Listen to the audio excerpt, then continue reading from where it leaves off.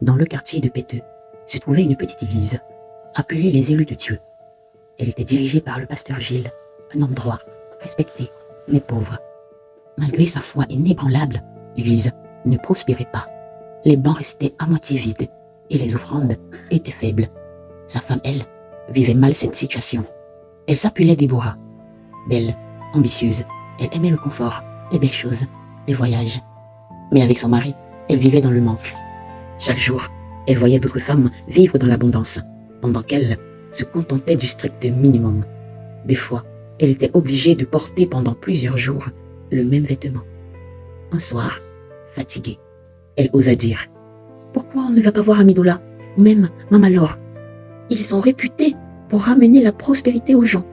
On dit qu'ils peuvent nous aider. » Le pasteur Gilles entra dans une colère noire. « Comment peux-tu dire ça?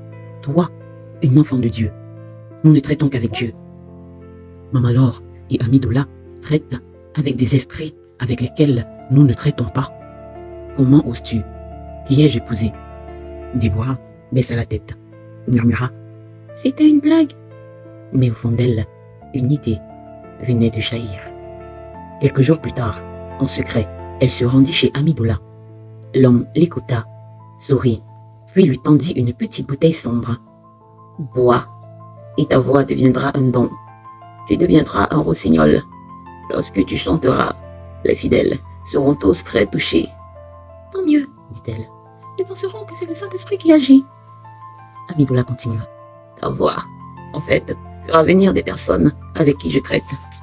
Ces personnes prendront un peu d'énergie des fidèles. C'est ce qui les nourrira.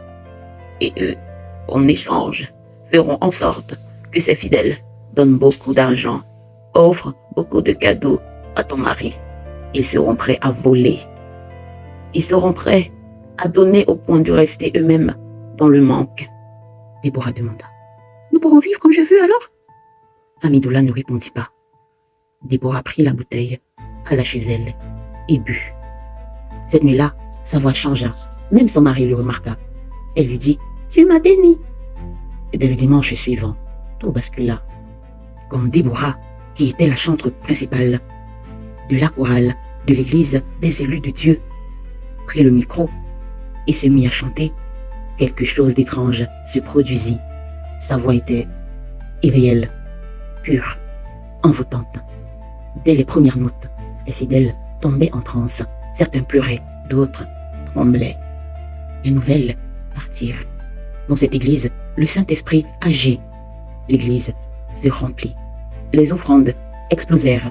Voitures, maisons, voyages, argent. Le pasteur Gilles, dépassé, criait au miracle divin. Selon lui, Dieu avait entendu ses prières. Mais personne ne remarqua que certains fidèles revenaient changés, fatigués, vides, comme si quelque chose en eux avait été aspiré. C'est un jeune Malandon qui remarqua le premier. Il venait d'intégrer l'église. Au début, il était émerveillé. Puis ensuite, commença à s'inquiéter. Parce que lui ne tombait pas. Lui ne tremblait pas. Lui n'entrait pas en transe. Il remarqua aussi que les gens oubliaient leurs proches, s'oubliaient eux-mêmes et ne vivaient que pour l'église, et surtout pour la chantre Déborah, qu'il célébrait. Il en parla au pasteur Gilles, qui lui-même trouva cela étrange. Le pasteur en parla à sa femme Déborah, qui lui dit « Ça va passer, Dieu agit, il transforme les gens pour qu'ils ne se consacrent qu'à lui, raison pour laquelle il s'oublie, il ne pense qu'à l'œuvre de Dieu. » Un soir, Malandon fit un rêve. Il vit Déborah seule, dans l'obscurité, buvant une potion noire, puis chantant, pendant qu'une ombre invisible absorbait la lumière des fidèles. Il alla de nouveau voir le pasteur Gilles et lui dit « Votre femme, elle n'est pas normale. Le Seigneur m'a révélé dans un songe que c'est à cause d'elle que les fidèles tombent en transe. » Le pasteur Gilles demanda à sa femme. Celle-ci nia. Elle lui dit « Comment oserais-je faire une chose pareille? Je suis une enfant de Dieu. Mais pour qui me prends-tu » Le pasteur Gilles décida donc aussi de prier pour demander à Dieu de lui révéler pourquoi les fidèles étaient ainsi étranges. Cette nuit-là, il fit un rêve étrange, le même que celui que fit Malandon le même jour. Ils virent Déborah qui chantait, mais cette fois, il n'y avait pas de public vivant. Il y avait des corps, des fidèles étendus au sol, immobiles, morts. Et le pasteur, lui, était sur la chair. Et il s'assombrissait. L'énergie de toutes les personnes présentes dans l'église quittait leur corps, aspirée par une présence invisible qui grandissait dans l'ombre. Et une voix forte dit: au concert de Pâques, lorsque tu chanteras la dernière chanson, nous les prendrons tous, sauf ton mari, et vous serez très riches. Veille juste à ce qu'il ne t'empêche pas de chanter la dernière note. Puis le tonnerre gronda. Malondo et le pasteur comprirent. Pour arrêter cela, il fallait briser le pacte. Mais une seule manière existait: interrompre la voix. Comme s'ils savaient qu'ils avaient tous les deux fait le même rêve, ils décidèrent d'agir. Lors du grand concert de Pâques, l'église était pleine à craquer. L'ambiance était électrique. Déborah monta sur scène. Elle commença à chanter, accompagnée des choristes. Les gens tombèrent en transe. La dernière note approchait. Celle qui devait sceller le destin de toute l'assemblée. Malondo regarda le pasteur. C'est maintenant ou jamais. Le pasteur tremblait. Il se dit un moment, et si ce n'était pas vrai? Que dira-t-il aux fidèles? Comment s'expliquera-t-il à sa femme? Puis il ferma les yeux et acquiesça. Au moment où Déborah prit une grande inspiration pour la note finale, Malondo et le pasteur s'unirent. Ils lui versèrent un seau d'eau sur laquelle ils avaient prié au préalable. Le pasteur dit: je préfère être pauvre et intègre. Le silence. Puis un cri. Déborah tomba, puis se releva. Mais ce n'était plus elle. Elle riait, elle pleurait, elle hurlait.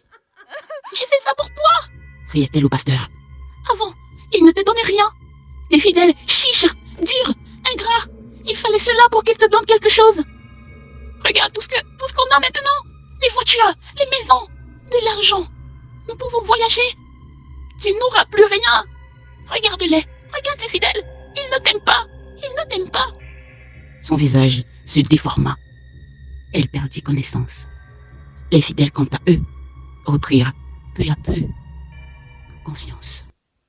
Aujourd'hui, Déborah est enfermée dans un hôpital psychiatrique. Elle chante encore, parfois. Mais sa voix fait souffrir les patients et les professionnels.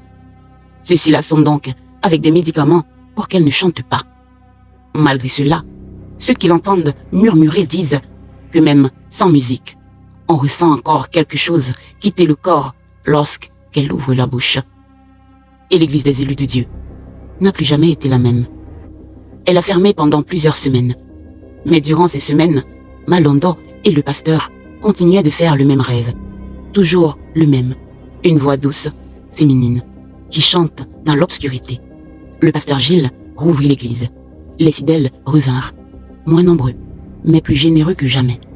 Ils disaient apprécier l'intégrité du pasteur Gilles. Ils encouragèrent Malondo à devenir pasteur. Mais les fidèles, donnaient-ils vraiment à cause de l'intégrité du pasteur Gilles, ou alors parce que le pacte n'avait jamais été juste avec Déborah, mais avec l'église tout entière?